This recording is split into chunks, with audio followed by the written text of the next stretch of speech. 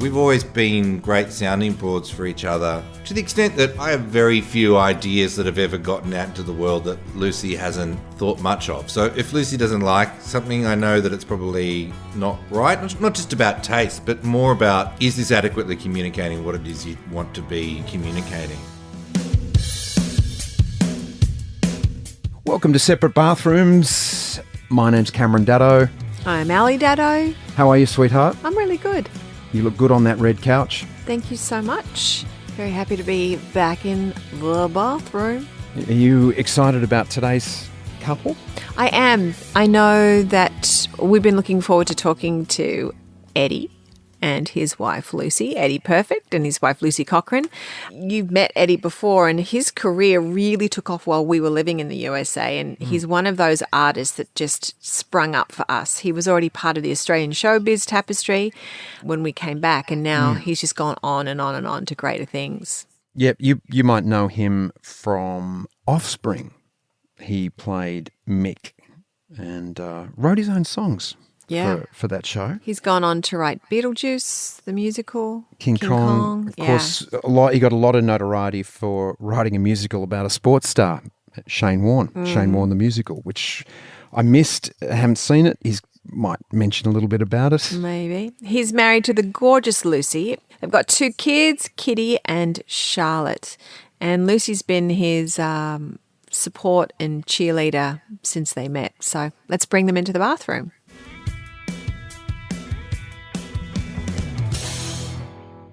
Do other guests fan out on you guys when they start your podcast? Because I'm like, I need to get this out of the way. We need to like, that's like, if there's any pay, there's no payment for this, but there needs to be like, our payment needs to be, we get to fan out on you for a minute. 5 minutes. Because you guys are like very culturally significant to us. Alison Brahe, my God. You still are, obviously. I was like the suburban girl that waited to the first or second day of the month to get Dolly. Oh, yeah. And was obsessed. I know, because I grew up without any women in my life. So no mama, no sisters. So Dolly was like my primary information source for everything. And you were like, you know, I had love eyes for you. And I think you had freckles or moles or something. And I had like a mole. So I was all like, yes, you know. We've got moles. We've got moles. We have moles in common. In fact, they've multiplied enormously as I've gotten older, of course. But yeah.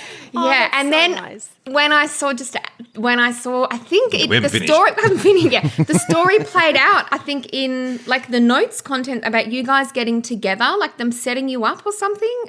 I don't know if that is true. Dolly Through was Dolly, part of it. Yeah, you got set up and I read the whole thing and I just remember thinking, I just imagine how it would be like to be them. Like that is so glamorous. So nice. And you're still married and you're doing a podcast and how Still lovely. cute and it's lovely. Good on you guys. We've made it. We're so Thank far. you, 30 you years guys. in, we're not too shabby. 30 years, that's really impressive. I know. Yeah. 30 years December, we're married. How about you guys? How did you two meet?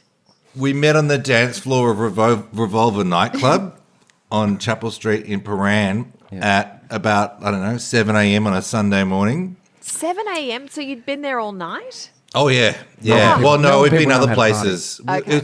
It's one of those places that kind of kicks off, like you go out to other places and then it's like Sunday morning it had a really great DJ. So it's sort of a bit of a Melbourne institution, like dirty couches everywhere, like really dirty house music.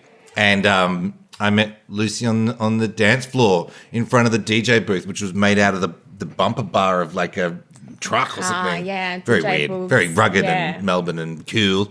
And that's how we. And then she gave me her business card, and we courted via email essentially. So we wrote each other, heavily constructed emails that were made to appear like they were just throwaway little things. Effortlessly cool, but that's been 3 hours. Just something I threw together. Yeah. Emails are good or letters are good because you can actually sit down and think about what you want to write and how you want to come across. Yeah. That's Yeah. it. That's it. It was very... It was lovely because Eddie and I we like ideas and language, and so it was a really nice way to court because he was on tour, so that's why we were only emailing. And, it was a lovely, exciting way to kind of get together. It was pretty nerve-wracking the first time we actually hung out, but... Yeah, it was weird, but... Lucky it all worked out. Yeah, it all worked out. And we've been together for about 12 years and... Longer than that. We've got a 12-year-old. We've got a 12-year-old. Must be like 15 years or something. We got married in 2011. Yeah. Now, what was the part of that story when you guys met that Lucy, you were standing up to some drunk dude, and that is that any truth to that story? Yes, there was. And Eddie was really impressed and went, "Look at this girl go." Yeah, yeah, he was scary in hindsight. He was just like a really drunk guy on the dance floor, really big, and he, because I'm short, and he just knocked me like out of the way, and I went flying, and I just stood up to him and said like, "Hey," and pulled him back and said, "That's really rude," and then he got quite aggressive. And You got up and when he didn't apologise, you pushed him over. Okay. So Lucy got knocked up. She got up, like she kind of got hit pretty hard by this guy, and he didn't even notice. And Lucy just got enraged and turned around and shoved this guy, and he went sprawling. And he was furious; he didn't know what was going on. So Lucy was like, "You're really rude." And he was like threatening to punch Lucy's head in. I remember him holding his It was full on. fist up, and I remember my brain doing the quick analysis of going, he can't punch me because so many people are watching, or if he does, it probably won't be hard. So because so many people are watching, but I basically assessed he probably wouldn't. And I remember now. This is so. It's like so long ago. So it feels that is who I am. But I was like, insane. I wouldn't do it now. It was crazy. He had his fist up, and I just put the loser hand up to his face. Well done. And Bless you, loser. yeah, and his away. friends pulled him away. Yeah. And Eddie was watching the whole thing. He's like, "I'm going to kill you, bitch. I'm going to kill you." I was like, "Oh my God, this is like properly out of control." He got dragged out. And then Lucy went off she left. She gave me a business card and she left. And then he was there kind of like on the other side of the room pointing at me. And I was like, "I'm going to get beaten up if I don't get out of here." So that was pretty impressive. I don't think that we stayed for ages after that. He was just doing that eye thing at me. Yeah, but, yeah. yeah. But no, I remember Eddie freaking out, like looking at me going, "Oh my God." And then I just turned to him and did this like whatever, shrugged it off, didn't care. And I remember you being quite impressed. Yeah, I was very impressed by yeah. that. So what was the attraction for both of you?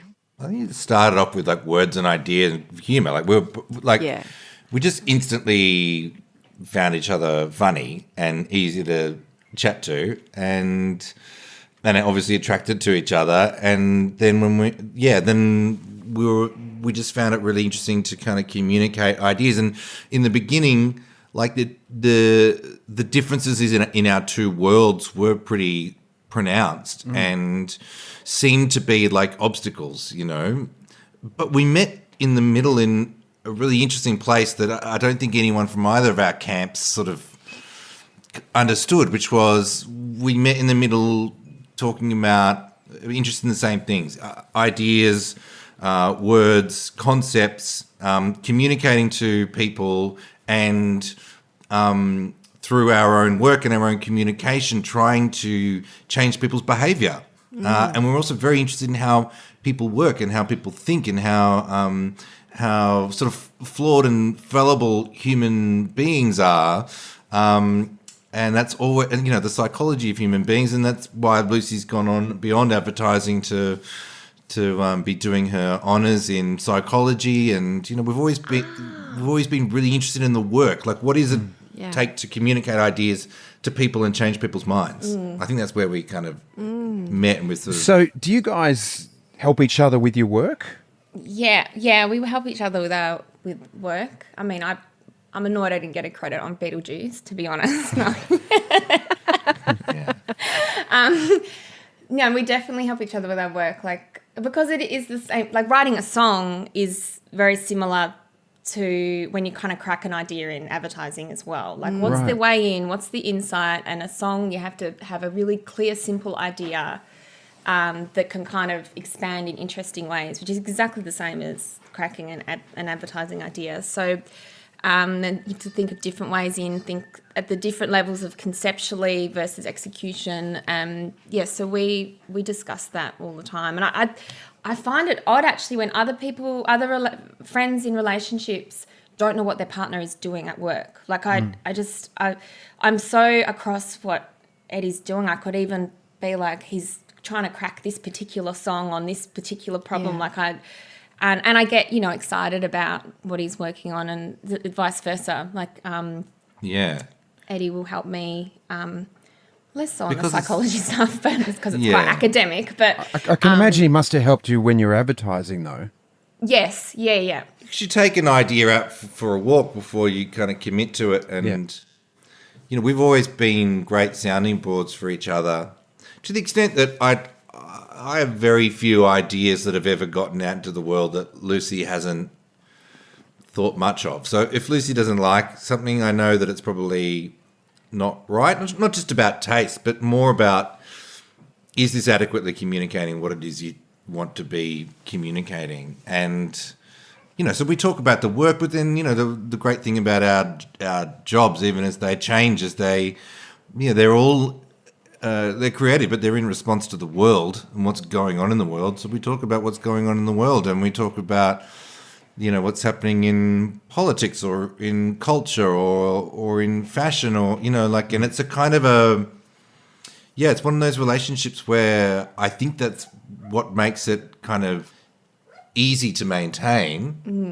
I describe our relationship as easy to maintain, but is that it's it's like having a sparring partner on the journey who is also exploring a changing world and also exploring other facets of contemporary culture and politics and whatever religious influences or television or media or whatever. Like we're on the same train and we're having the same conversation, and it evolves all the time. And I think that is really useful for a relationship and sustaining a relationship. And I don't know how to be any other way. So when we meet other people who are like, we don't talk about, my partner doesn't really know what I'm writing, or I don't really know what she's doing, I'm always like, that's weird. It's quite what the hell do you talk about? I mean, I guess they can still talk about the news and stuff like that. But, but that, it's certainly what is the kind of interesting bit. It just reminded me, actually, Eddie and I broke up for a short time, and I remember she was right at the start, and because it was kind of intense and tumultuous, and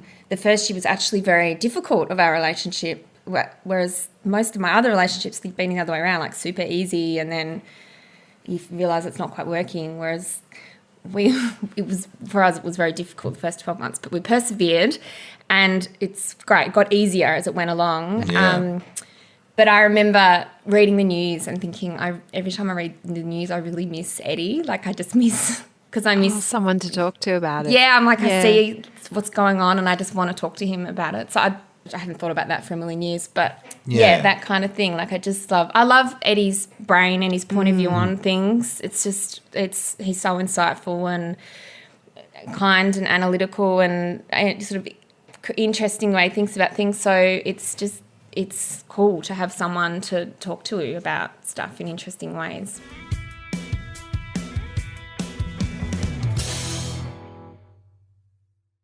Now that you're a psychologist, is that I'm not a psychologist. I'll get in trouble with the psychology people. Oh, you're studying it, right? Yeah. Our son is too, so that's true. You're correct.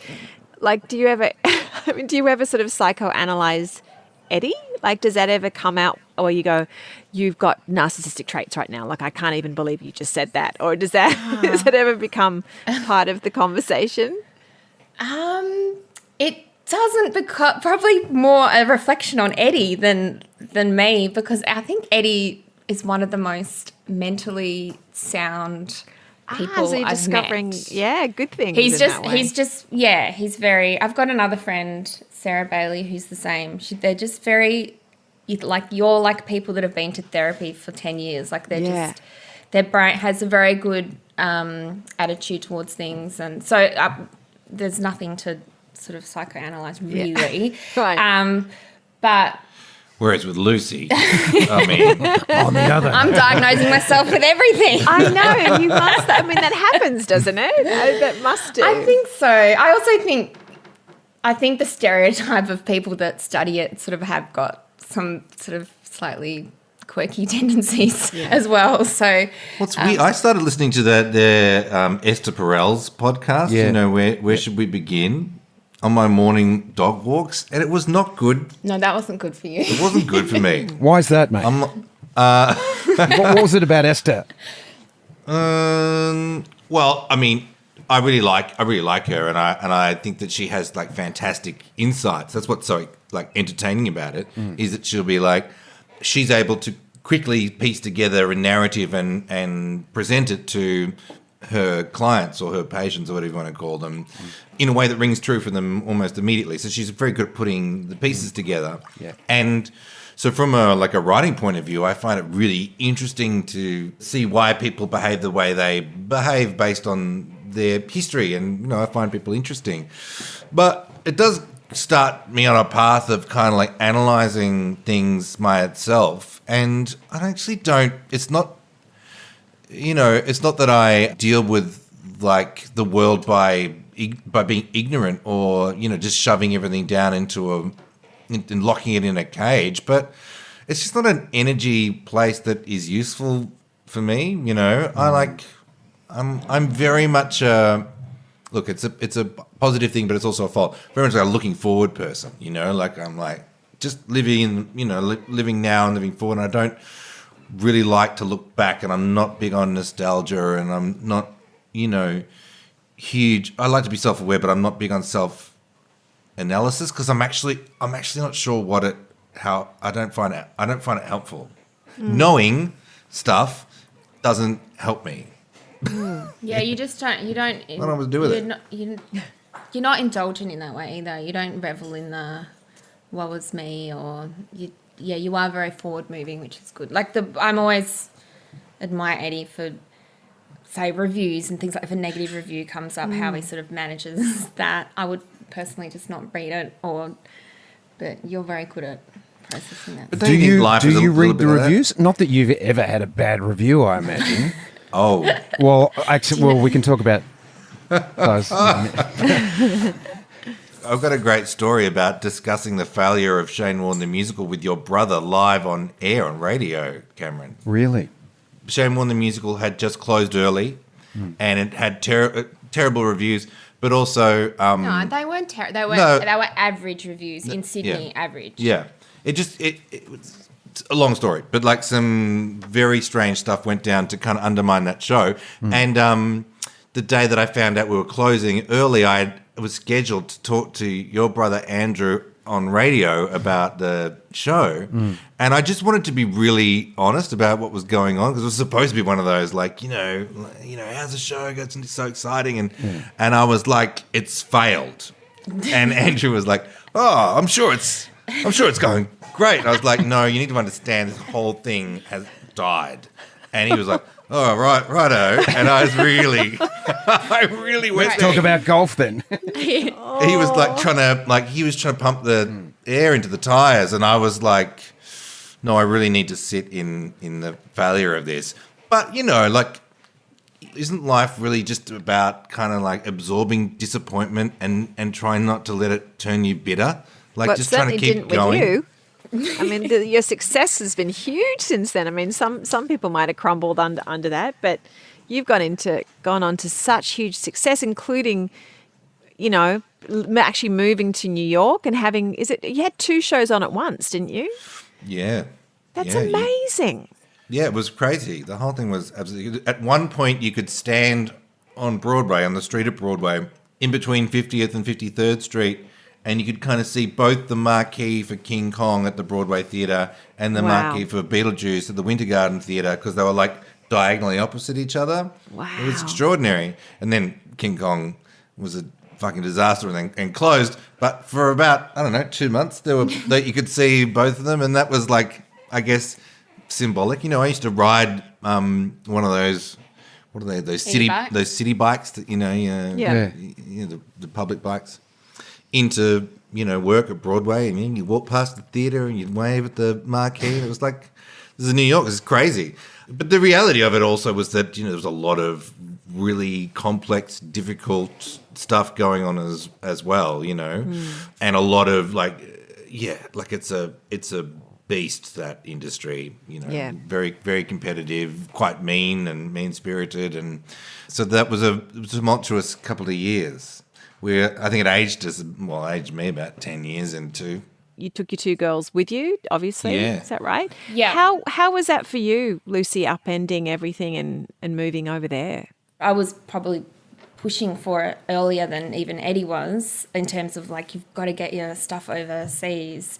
So I was pumped about it, and I managed to get a work contract in Amsterdam on the way through. So we had this great stint where I was that was my little dream, to work in Amsterdam in advertising, because weirdly Amsterdam's really big for advertising. And wow. Yeah, it's got this big advertising community. And so we had this really great dream run. So I was happy, and then I didn't work over there for the first year because I was just took the cheerleading role of making sure, Eddie was working insane hours under insane pressure, and the girls were going to a new school, and Upper West Side mom, so the whole thing was quite intense. But so I kind of I spent that first year just being cheerleader, I guess, which I'm glad I got to do, hanging out in Equinox Gym, which is pretty fancy gym. Yeah, sounds fancy. Good soap. So I was quite happy to move over there. Yeah, Lucy was the reason that I ever got to write a Broadway musical, because I was whinging about, I think I just finished writing some songs for Strictly Ballroom, but I was never the composer. It was never my score to kind of, advocate for or shape. I was just writing sort of song to song with that project, which is fine. That's the way it was. But I was frustrated at the end of it, just man, in Australia, I'm just never going to get my hands on a score. I'm never going to be in the room. I'm never going to work collaboratively with a book writer and a proper musical director in the way that people do in New York on Broadway. And Lucy was like, just buy a ticket and go. And so she gave me sort of permission to do that, and I just started going. I mean, they were really quite fruitless trips in the beginning. I just kind of go to New York for a few days and then come back, And what would you do shows. on those short trips? Would you be taking meetings with agents? Yeah, and all that sort of stuff? Try and take meetings. I got an agent. I mean, that was a big deal getting that. Yes, that is a huge deal. Great to get. You got that reasonably quickly. Actually, I got an agent really quickly, and he's a great agent. But then we weren't quite sure what to do after that, and it was just basically me, seeing a lot of shows in New York, seeing what kind of theatre was being made and what the standard was, but also both on Broadway and off Broadway. I'd go for coffee with people and meet up with people, and it didn't seem to be really going anywhere. But then when Beetlejuice surfaced as a project that was looking for a composer lyricist, I asked to pitch on it, and they said no. And then I told my agent to ask them if they'd be okay with me writing a couple of songs for free. I would just write them. And so we went back to them with that, and they agreed. So that was how I got to even get into the pitch. I was just like, how do I get? There's no doors opening. And as soon as I saw this one, I was like, Beetlejuice, I was like, I will pay you money if you let me write songs, to audition for you. And to their credit, the producers gave me that gig, and they had never laid eyes on me. Yeah. They didn't know about any of my other career as an actor or a comedian or a performer or any of that stuff. They were just a name and a guy sending in demos, and they were like, we really like these demos, and they gave me the job. Do you think your agent was his agent's got a lot of swag, clout. Clout, that's the word. Yeah. And so I think he really backed Eddie as well. So Yeah. that helped. So I wasn't completely massive. random, but still great.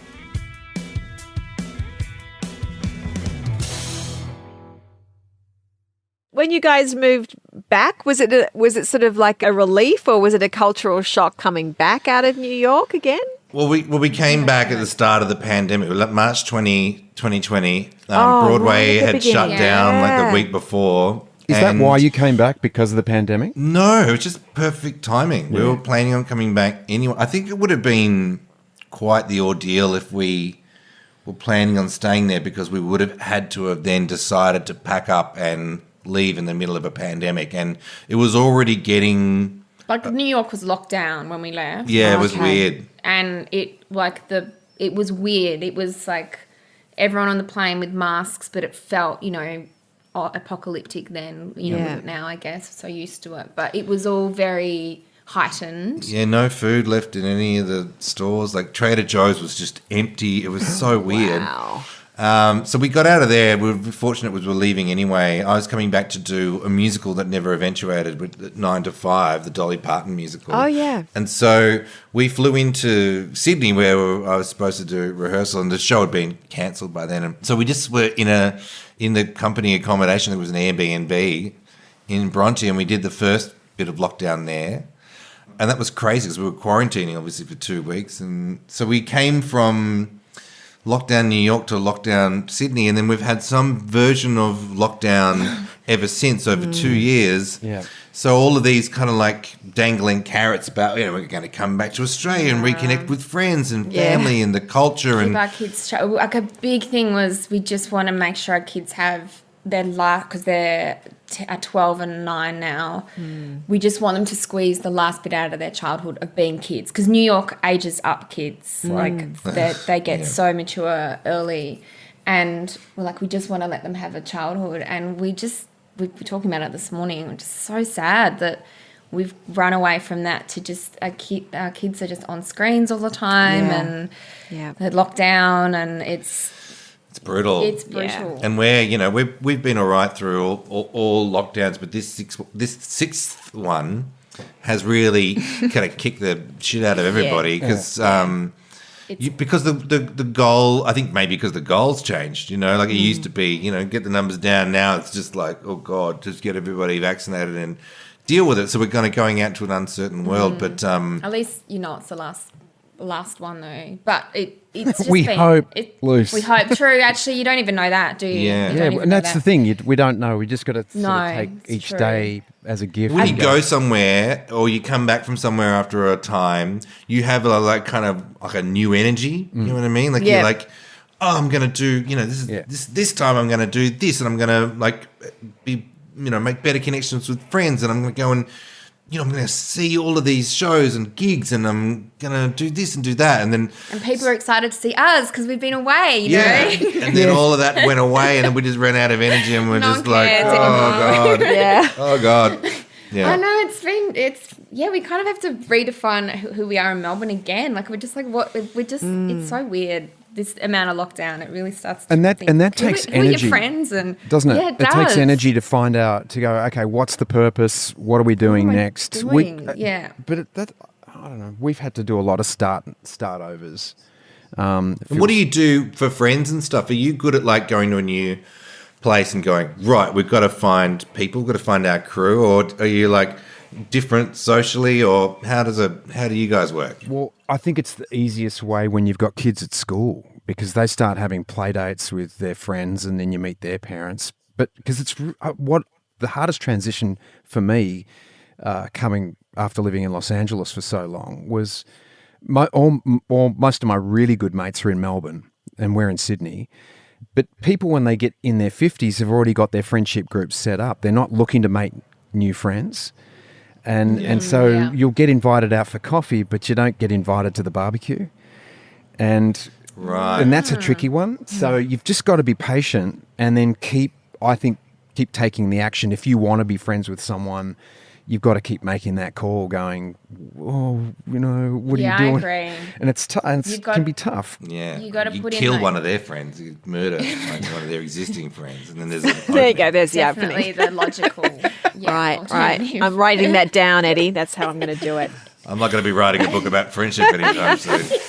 What's next? Is New York back on the cards, or is it just, where are you at? No. We've lost the ability to plan, to be honest. Okay. I say that jokingly, but I think We are trying to keep it like we are trying to kind of create a domestic kind of plan where it's like we have our house here in Brunswick, but we've got a house on the True. peninsula, and we're like we're going to get like a pool put in there so that it's like a fun place, and it's not a fancy house, but to make it like a fun sort of weekender.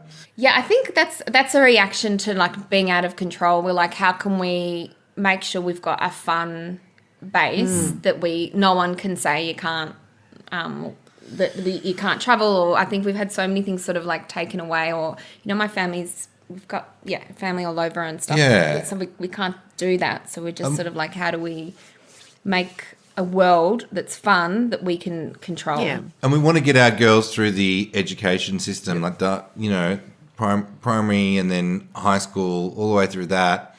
That's a big thing, and that means that we're going to stay here. I mean, I'm still writing stuff for America, and I presume I'll have to kind of like go over occasionally to workshop it, like I did when I was writing the other musicals. Like, I write here and then I just go there to do workshops and then come home. Yep. But yeah, we just plan to be here and to... Yeah, definitely. That was a big thing of coming back. So we were like very conscious that the girls had that disruption. We wanted, teenage years, as you would know way better than me, are tricky to navigate. So we wanted to give them as much stability, same school, same, all of those things, to get them through high school. So that's kind of our focus, actually, the kids, getting them through. I can't wait to see what you come up with next, both of you. Yeah, well, me neither. It'd be I heard a great one the other day, and it was about, someone said, when you've been buried by life, you've not been buried, you've been planted, and you're going to come up again. Oh yeah, that's with a a new nice seed. analogy. Hey, we do a thing called the 2-minute shower. It's quick 2-minute answers, water conservation, all that sort of stuff. So pretend you're in a shower. We're going to ask you a question, since we're in the bathroom. all right. And we want you both to answer the question as quickly as you Are can. we in the shower together? Together or with you? You're in the shower together, I reckon. Yeah, you're in the shower. We're all in the shower. We're all in the shower together. Who'd have thought? Okay, first question. It's for the environment, guys. It's for the environment. There's nothing weird about it. That's it. That's all it is. Yeah, and the water's being reticulated as well. So Now, this may be a weird question now that we're all in the shower together, but what is your best quality? Like, about ourselves? yeah. What's your best quality, Lucy? Oh gosh, I'm maybe being perceptive. Yes, that's good. I think I'm courageous. That's what I'm going to go with. Creatively courageous. Yeah. Maybe not another one. I'd agree with that. Yeah. What's your partner's best quality?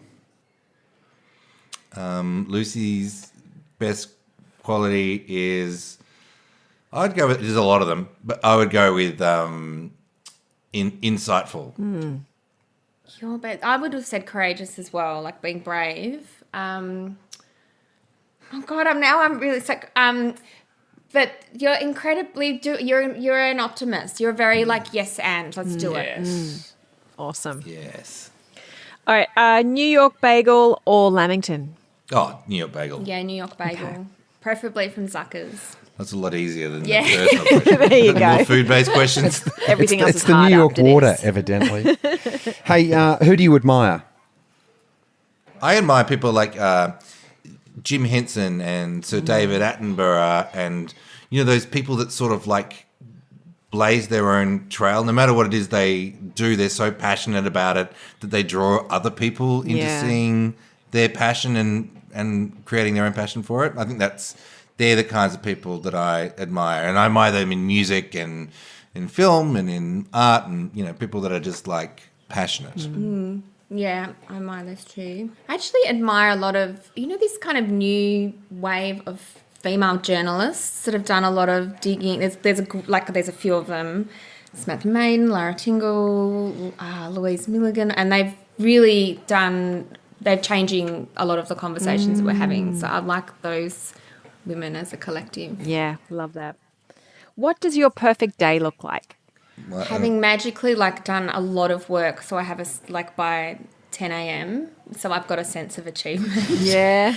And then having, because you need the work to be able to feel like you really deserve it. I'm with you on that.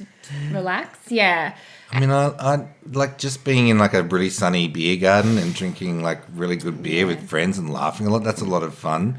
But then also, maybe like being in the ocean and surfing on like a day of beautiful conditions. That's really amazing too.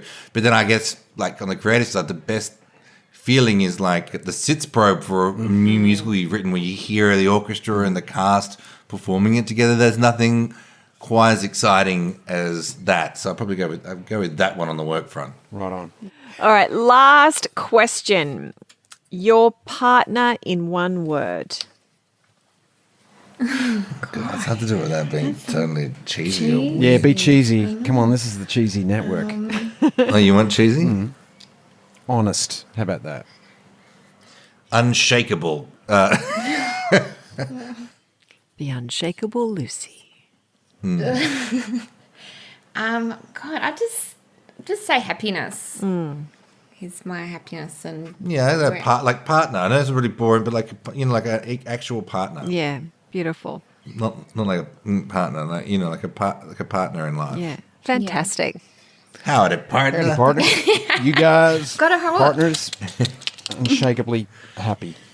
Thank you so much for being on Separate Bathrooms. Thanks for talking with us. Great to see you. Oh, it's a pleasure. Yeah, hang in there. I think we're with the lights on at the end of the tunnel for getting out of lockdown, so we're almost there. Yeah. I hope so. Yeah. Well, I hope we get to catch up in person Yeah, soon. that'd be We'll invite you to a barbecue. Yeah, we'll invite you to a barbecue. We'll come. Straight to the barbecue. I'll just go and murder one of my friends now, so there's an opening. Make some We're space, vegetarians, thanks. Thank so you. it might be a bit, Cam lame, won't but- get drunk, so you got to push him over, Lucy. Don't worry. No, you can get Do whatever you like in this We're house. very unjudgy. We'll do a lot of Thanks, guys. Well, they are some very creative, smart people, I would think. that. Yeah. Yeah. Yeah. I think their daughters are going to be probably like in Mensa or something. Just smart, just really smart people, really lovely. And when he said partner about that was really clear that they are great partners, just have each other's back, knowing what each other is doing. And yeah, it's really beautiful. I think they mentioned sounding board. They said they were a great sounding board for each other. Yep. How they couldn't understand how they meet some couples where the right hand doesn't know what the left hand's doing. Yeah. Yeah. They couldn't understand that. We're not like that. Not like we know what each other's doing. I'm not sure you don't know what I think you don't know if you know what I'm doing half the time. Oh, I know you're hiking. And I know you're working on your book. Yeah. Yeah, and I know you're doing lots of things. I'll inform you later, honey. I'll make a list. What are you doing? Just nothing. I'm just checking. That just concerns me now. I know. You don't know about my dance classes or the movie I've written. Nothing. I mean, there's so many things. Excuse me, I do know about the movie you've written. The dance classes. I'm kidding, not aware I'm about kidding, it. I'm Because we should be dancing together. That's true. what I want to do now. I know. Many years I've said I've wanted to do that. Yes, and I've been the handbrake on it, and the handbrake is now off. Nice. And we are going to do a manual clutch start. Because the keys have been lost a long time ago, so we have to jump start the car. Right. All right, everyone, on that note, thank you so much for listening. Please join us next time on Separate Bathrooms. Ciao for now. Bye.